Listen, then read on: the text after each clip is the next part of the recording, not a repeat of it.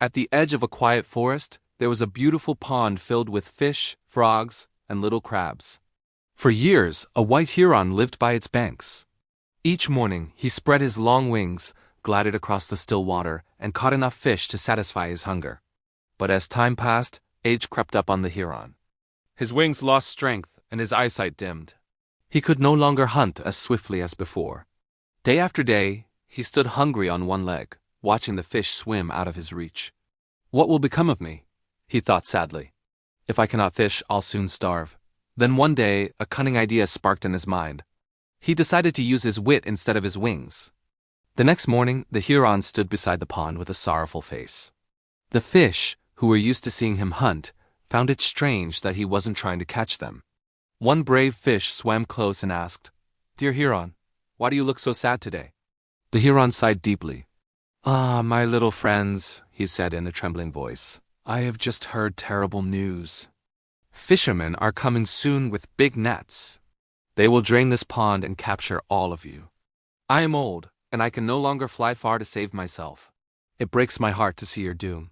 The fish gasped in fear. "What shall we do? Is there no way to escape?" The heron pretended to think deeply. "There is one pond not far from here, safe, quiet, and untouched by humans. If you wish, I can carry you there one by one in my beak.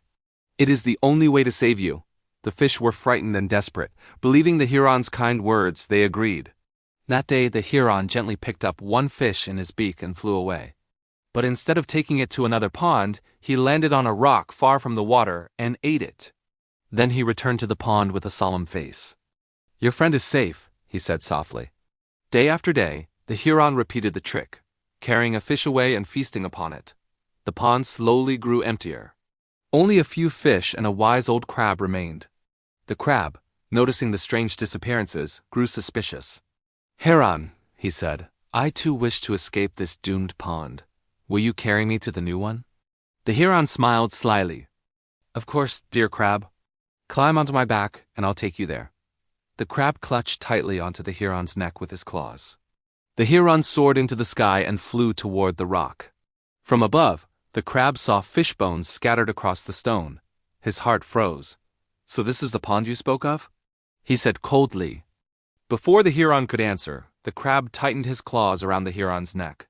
The old bird struggled and screamed, but the crab did not let go until the heron lay still.